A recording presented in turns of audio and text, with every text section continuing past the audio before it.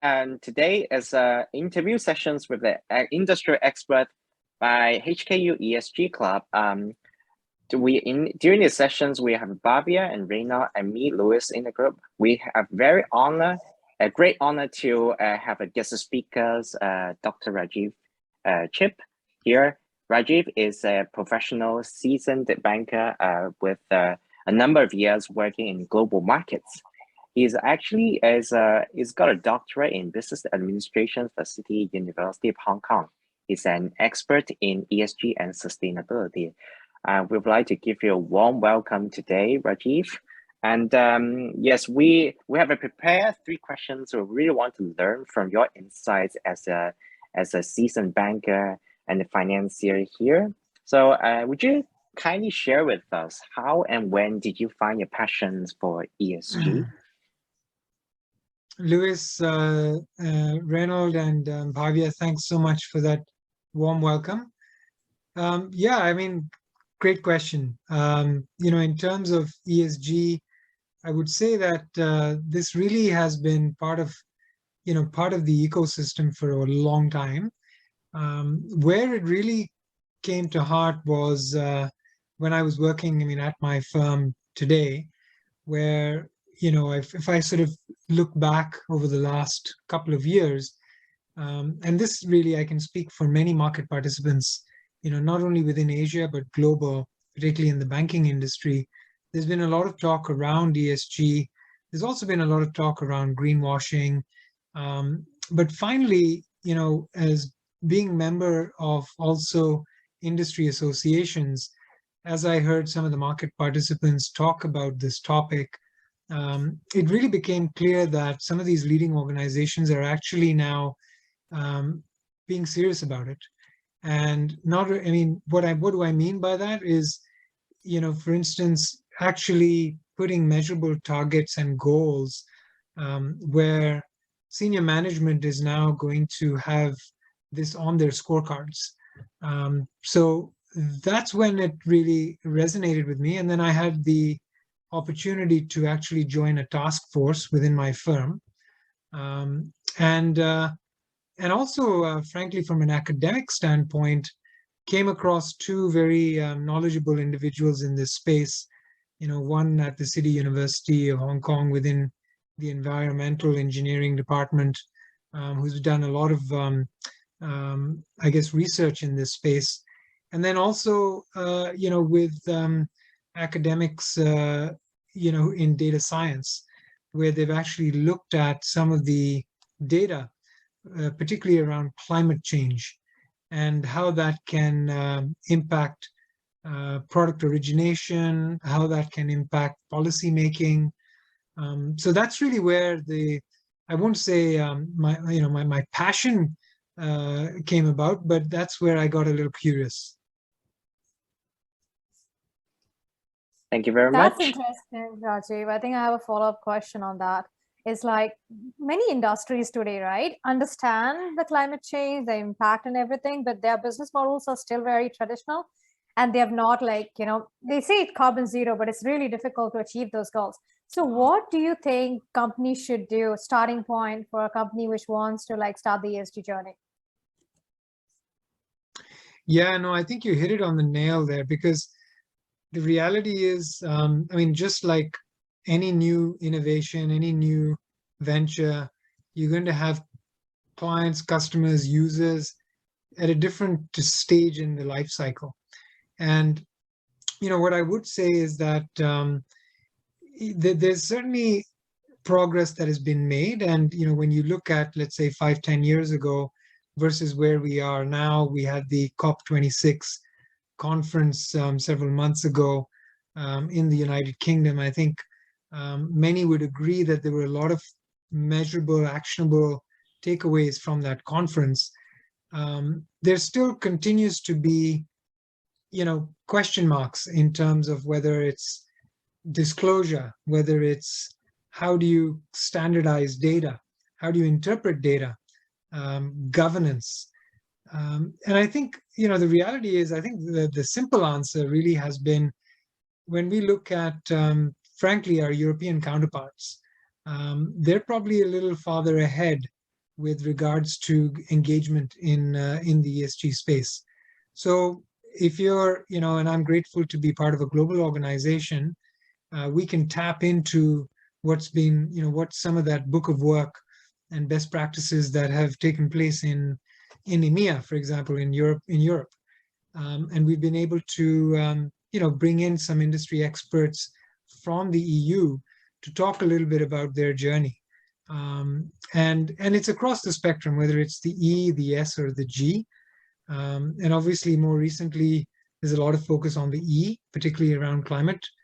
And yeah, I think one of the big, I would say there are two issues. One I see in the regulation. How is it, do we have the regulators as a key stakeholder, and to what extent? And again, being in Asia is very exciting because, you're in 16 different markets, 17 different markets. You've obviously got, China, India, who are part of the equation. They have to be, just, sheer population. The economic engine is driven, through carbon intense type of industry, or, there's certain elements that definitely touch into the ESG. So they have to be part of that equation anyway. So certainly they have their targets, and, I think globally, there is that expectation that, Asia is a big player.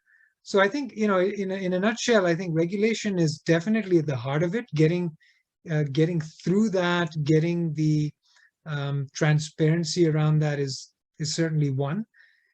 The other is really around efficacy. And again, I think you mentioned it earlier in terms of how green is green, and being able to actually tap into that, putting certain frameworks around that, and almost pausing to sort of say, look, when we're talking about green, are we talking about shades of green? Are we, how do you actually demonstrate that this is truly funding or financing that is going towards some form of a climate risk, or carbon neutralization, or carbon netting exercise? And how do you go and demonstrate that? And then at the joint at the hip with that is disclosure. How is it that some of these international accounting bodies, for example, do they actually mandate certain type of financial institutions, as they publish their financial statements, that they have to actually disclose their greenness when it comes to investments? And that, to me, is also going to almost, get those individuals who are sitting on the fence almost over the line to make sure that they comply. So in short, it's really compliance, but it starts, with the regulation.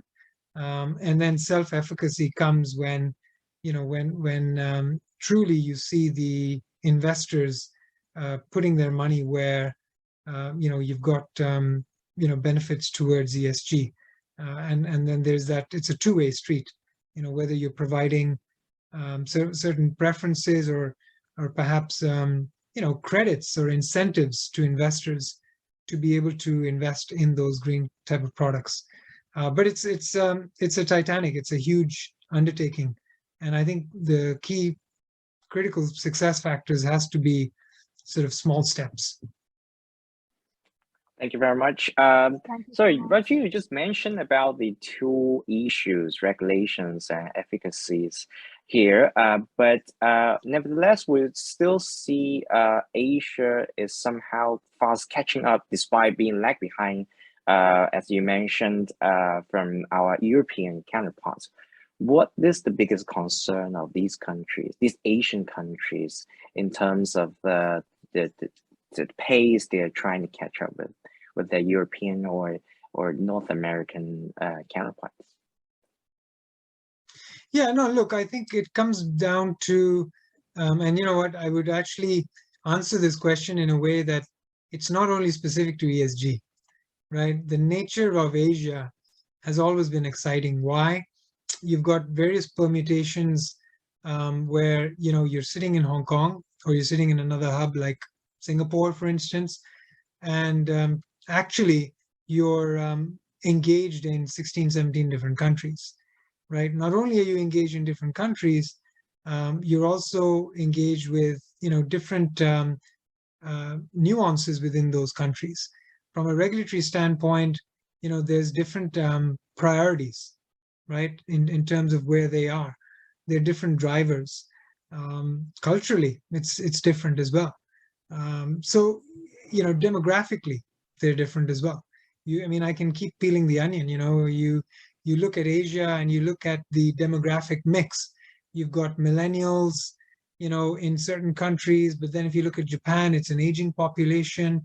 You've got a lot of social aspects which probably hinge around some of those demographics as well, right?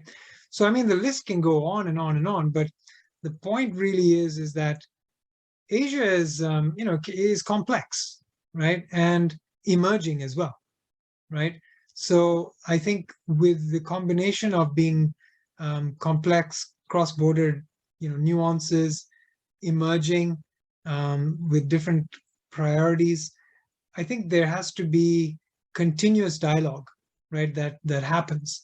Now, for example, ASEAN has been a great success story in the sense that, you've got these 5 or 6 countries that have joined at the hip to form the sort of the ASEAN countries, right? So I think that's a positive story right there. Then, I think you can look at China and India as unique entities, right? So what I can say is there's a lot of good work, what I would call more around regulation, specifically regulation, right? So this is like really being joined at the hip with what the regulators are issuing as circulars. How do you digest those circulars? Sometimes those circulars can be, just that, circular, right? In the sense that vague, and implementation can take a long time. So we've got that pillar. And the third pillar would be, it's like, look, we've talked about greenwashing. We're pretty sure this is now real. Product origination. How are you going to monetize this? As a bank, as a market participant, as the sell side, as the buy side, as a client, how do you monetize this? So that's the third pillar. The fourth pillar is really around communication. This is more sort of at the firm level. How is it that you articulate your firm's position or the industry's position? So like it's almost like a public affair, your communication channels. And then the last one I would say, which has been a big one, is particularly for Hong Kong, for instance, is around like real estate, right? Real estate risk. So I would say those are some of the things that I know my market participants, COOs, my colleagues on the street are thinking about as well. And when I attend a lot of these academic webinars, industry webinars, these are top of mind. Oh, thanks, Rajeev. It's a very, very comprehensive and insightful thoughts. I just want to ask you one final thing. As the business across the globe are starting to rethink their strategy and operations with regard to being carbon neutral in every activity that they do, what do you think are some of the barriers and accelerators in terms of decarbonization? And very specifically want to understand from you, how should financial institutions like banks and insurance companies strategize their operations in this regard to facilitate these business operations? Yeah. I'm going to, again, sound a little bit like a broken record, but aside from regulation, maybe, which I think has to be at the heart of this, I do think data has come up quite a bit. And what I mean by that is one is procuring data, one is departmentalizing it, and then one is being able to kind of have that general understanding that this is the definition. So the definition, aligning the definition of what we're saying is whether it's carbon neutrality or green in general. Once you have that definition, how do you align that data to that taxonomy? So getting that taxonomy right, I think, has been a challenge, and just being part of a few discussions over the past few years, that continues to be a question. One interesting aspect also is where one would think you can actually obtain data sometimes gets challenging, and a lot of it is, trying to get over things like data privacy, things like cross-border, access, and again, it comes down to certain forms of compliance or regulation, right? So it is this mesh or ecosystem between the governance around data, the stewardship around data, the alignment of data to a defined, like a definition of what it is we're trying to measure, an agreement towards that as well. And then finally, I mean, maybe it's a little premature to talk about it. Then how do we measure that as well? Like, how do you measure success? I think that is also it's an important question, because sometimes, I can get off a call. In fact, I got off a call earlier today where we were trying to get a particular business unit to commit to certain goals. And, they were looking at 2 or 3 metrics. Let's say assets under management could be one. We want to grow assets under management for green type of products from X to Y. But one of the challenges is like, wait a second, we haven't actually defined our governance structure yet. We want to really make sure we have these standardized investments or sustainable investment standards, if you will. What are our sustainable investment standards? And so on the one hand, it's kind of a two-pronged approach. One would be an internal standard that a market participant or a bank might have. So they have to, adhere to that. And that's based on their interpretation of governance framework. Then that has to also align with general bodies of governance, whether it's a regulatory body, SEC, or whatever governance body that we're talking about. I know in Hong Kong, the HKMA has come out with certain guidelines, certain reports around sustainability as well. So each of these markets will come around that as well. So I think some of the key critical success factors really is being able to have data really a main focus and a continued focus with all market participants to make sure there's some common denominator around the definition, or else what's going to happen, there's going to be opportunities to sort of arbitrage, again, what is green versus what is not green, right? So, I would say data, to me, if you ask me what is the one pain point right now, would be around the entire data taxonomy component. Just as a follow-up on this, we understand how important is data in terms of benchmarking, in terms of ensuring people are treated in the same, measured in the same means. But just want to understand, do you also think we need to start incentivizing, especially from a governance perspective? Do you think there need to be some sort of an incentive models, especially for forerunners, ensuring that we keep the businesses motivated towards this common goal? Yeah, no, it's a good question. And, I think that's just it. And in fact, you're seeing, I'll give you an example in places like Japan, and it is not specific to ESG, but they do have schemes in place, particularly around gender diversity, for example.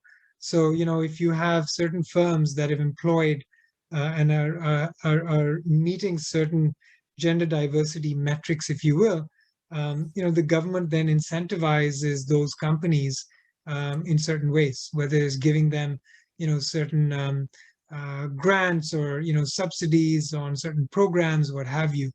Similarly, I can sort of see that in the carbon space, right? So if you're a small mom and pop shop and you want to get a loan and you're able to demonstrate that you're engaging into a project where it's truly green. Let's say you're making plastics and you want to get rid of plastics so that the amount of emissions is brought down, and you have some sort of a new product offering that's come in the market and you've got a patent on it, or that's the type of product you want to distribute. there's that model in place where a bank or a lender can then provide you with some form of a discount when it comes to the interest rate that's charged on certain loans, let's say small business loans. So you have that definitely in place, and I think that's the thinking. And also I guess there's some sort of informal salient type of incentives as well, in terms of as customers become more and more comfortable that these are the products that you're distributing, indirectly the volume just it's kind of it comes back as well. So that's it's not really necessarily an incentive per se, but it's meeting the customer's needs in the sense that they truly want to be investing maybe for their further investor in green investments. And if they know that a market participant can provide them with that, then they're going to give them more business, right? So there's that model as well. Yeah. Absolutely. Thank you very much. I think we were recently reading a McKinsey survey where it says that the supply chain, the global supply chain, accounts for close to 80% of the greenhouse gas emissions. And if you can just incentivize and then kind of promote the right business, I definitely think we can bring that number down, which can greatly contribute in terms of measurement, especially when it comes to scope 1, 2, and 3 emissions. Thank you very much for your insight, Rajeev. Yeah, no, absolutely. There's a lot Thank of you very scope, much. Yeah. I really like what Rajeev said, like I never saw it this way, like the way you spoke about data and how measuring it is so complicated. And then when Reynald mentioned the incentives, I think it all ties in so well together that if we are able to measure, if we are able to incentivize and consumers are very aware, I think the ecosystem still needs a lot of maturity. And when publics and private sectors join hands together, I'm sure we can really bring in a very impactful change to our planet, and ESG goals can be achieved. Yeah. I think we are short of time. I think we have one final question, Rajeev, for you. One-liner, given that we all are students, you're very, very passionate about this space. Can you give us one-line advice, people who want to perceive this in their career or in their personal life? What one advice do you have for students in order to bring a massive change or impact in ESG space? One-liner, okay. Just out of interest. I think you have to be very enthusiastic about the universe as a whole. I think that's very, very evident, is that this, to me, climate change is real. And if you really look at it, a couple of decades ago, many of the scientists predicted it, right? It was bound to happen. And I think the reason I use the term, this needs to be something that you're enthusiastic from a universal standpoint. It's how do we, like our generation, pay forward for our future generations? Because at the end of the day, once that mindset is set, then being able to be engaged, whether it's part of the E, the S, or the G, that small difference that you're making goes a long way in terms of kind of paying it forward. And then, I'm going to use the second line, which is become comfortable with data. Because I know, look, as MBA students or business students, not all of us have had exposure to Python or C++ or Java or any of these, we're not here to become PhDs in computer science. But what I will say to you, and I say this, across the board, is becoming comfortable with data is going to be really a critical success factor for any career. But more importantly, given data is that kind of I guess the almost prerequisite in order to move forward in today's environment with ESG, becoming comfortable with data, and then coupled with that enthusiasm, I think of course you guys have already. You're in a world-class educational institution, so the academics is given. You can pursue a great career in ESG. Yeah, that is great. Thank you very much, Rajeev, for your time today. Yeah, we appreciate. We're really looking forward to meeting you in person when the situation allows. Absolutely. I learned more Thank insights you, to you. Thank you very much. Thank you, Rajeev. Very insightful. I just can't stop listening to you. There's so many aspects that I never thought of. We really want to bring you on board. We really want to meet you in person. We're doing a lot of stuff. We would love to have you again. No, Yeah. absolutely. Thank you for having me. And look, I'm very happy to do another session with the four of you anytime. Open invitation. Oh, thank you. Yeah. Thank you. Thank you. Really, Thank you really. so much. Thank you so much. To be honest, this is the first time we are doing it. I think there was